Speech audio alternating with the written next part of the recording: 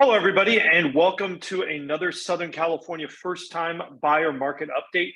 My name is Stephen Meade. I'm the managing broker here at Domicile Real Estate, where we are on a mission to help California's renters become homeowners.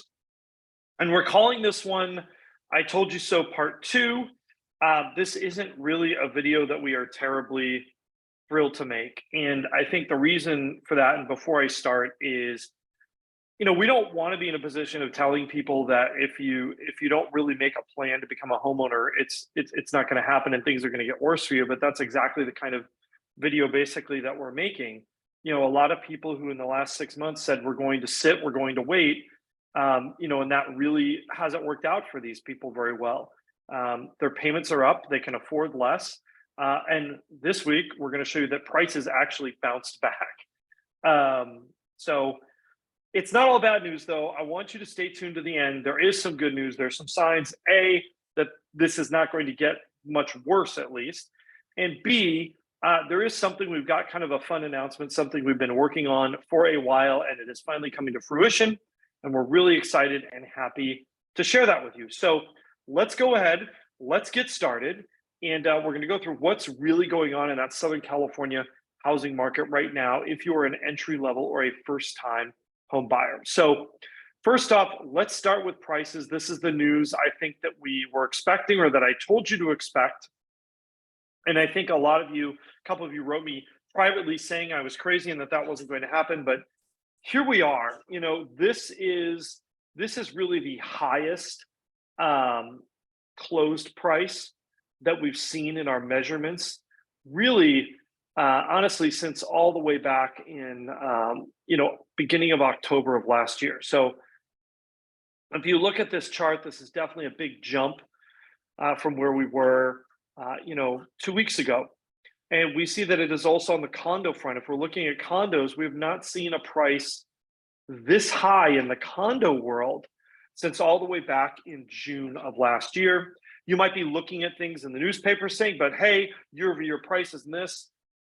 That's all true, but this is data that is actually for Los Angeles and Orange counties, and it is towards the entry-level end of the market. As always, our blue line indicates an entry-level single-family detached home, 3-bedroom and 2-bath, and our red line indicates an entry-level condo, 2-bedroom and 2-bath. And these are first quartile prices, meaning we take halfway between the bottom and the median, and that's meant to represent sort of an entry-level price category in LA and Orange counties. And, this data is 4 to 6 weeks old. I actually think these numbers have tempered out a bit, but I don't think they've really dropped from this point. I think they did bounce back a little bit. If we look, what does that mean, including where mortgage rates are? That means we're now back to 57.82. That's about where we were in November in terms of payment. We're still less than where we were in June of last year. So it's not all bad news, but I don't like the direction and the trajectory of this. If we're looking here at our payment on our entry-level condo, that is about where we were last October. And other than that, this is really the highest point we've seen for those entry-level condos. Really, at any point, we weren't at any point that last year. One of the things I've talked about for a long time is that really condos are finally coming into their own. And condos are always treated as this kind of like, redheaded stepchild, as it were, in the real estate world. And now I think condos are really a viable alternative for people. There are people that say, I always want to live in a condo. And I don't think that was really true in the past. If we look at our household income required on that, entry-level single-family home, we're at 141,603. And for our condo, we're at 115,949. Again, this is meant to represent sort of a based on 5% down with no other debts. Obviously, if your situation is more of a down payment, things would be different for you, and you wouldn't need nearly as much income to qualify. I want to talk about our absorption rate, and this is really why we're seeing what we're seeing. One of the comments that we get a lot of times, either privately or just in person, people will come up to us and ask about this, is they'll say, how is it possible that with rates going up, the prices have not come down to sort of meet that sort of reduction in demand? And this chart really is going to explain the reason why that is. Despite sort of maybe, I think, intuitive belief, prices are not really based on reasonableness. What they are based on, there's no inherent how much is a house really worth. Rather, real estate prices are based on supply and demand. That sounds like an entry-level econ class, and it is, but it's the truth. And so this measurement tells you about our absorption rate. And what this is measuring is it says, okay, for how many homes came on the market, how many homes left the market to go under contract, right? So in the last 2 weeks, for both our entry-level condo and our entry-level single family, for both of these, there were roughly the same number of homes coming on the market as going into escrow.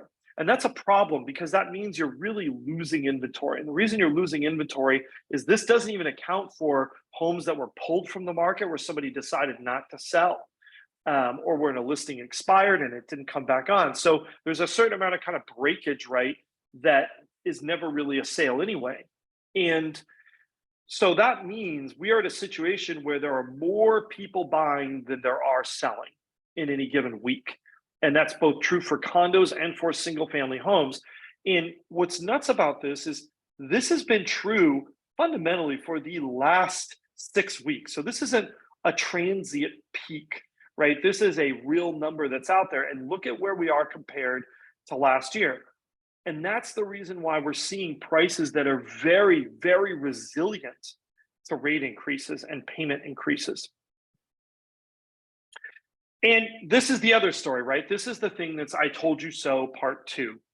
This is our total inventory. And, if you look at this, right, and this one, I apologize, we've got our lines reversed. The red is entry-level single-family homes. The blue is condo. I should probably fix that.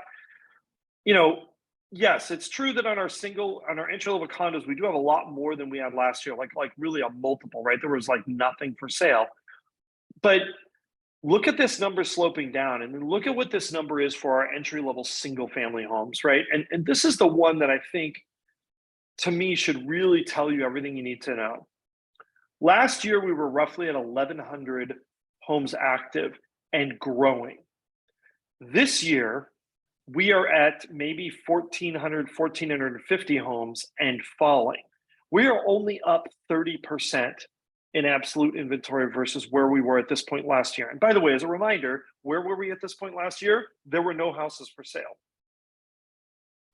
So, in absolute inventory terms, inventory is dropping. I've really never seen a spring like this.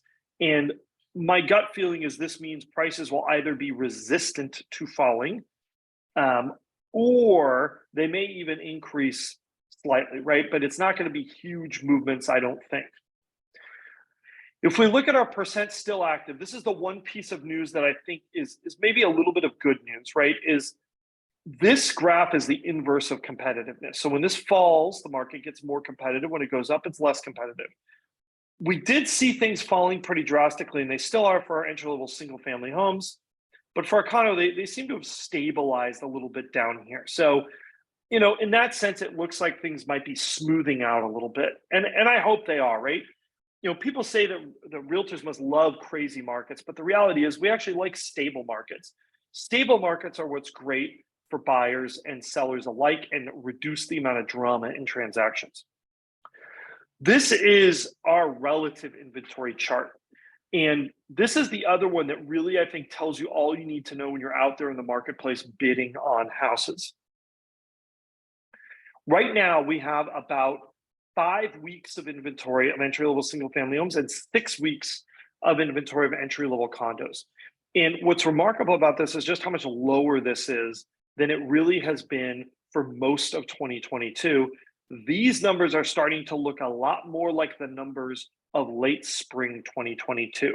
And so if you're out there in the marketplace and it feels busier and it feels like there are more people at every open house, you're not imagining things. It's true.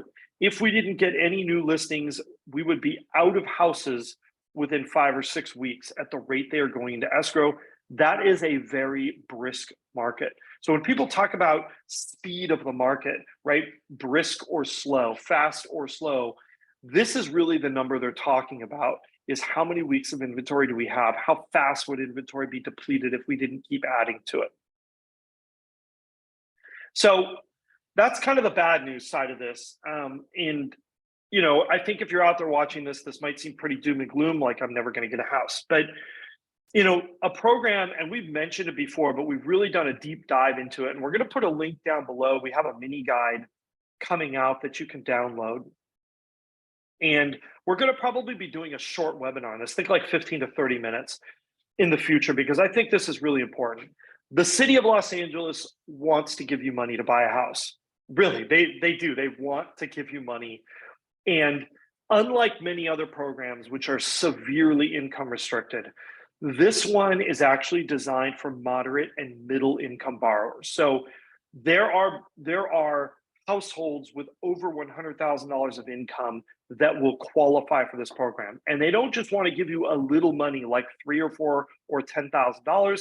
They want to give you a lot of money, up to $115,000. In some cases, the only rule is that you have to buy a property in the city of Los Angeles. There's a couple other little rules, but that's really the big one. But a lot of people don't realize that a lot of neighborhoods that you may have thought were their own cities are not. They're actually part of Los Angeles. Places like San Pedro, Tarzana, North Hollywood. These are actually all neighborhoods of Los Angeles. Sunland, Tahunga, areas like Glassell Park, Mount Washington. And these areas all qualify under this program. So we're going to have a link to this program down below. If it's something you are interested in, we've got a mini guide that you can download and determine, are you pre-qualified for this program?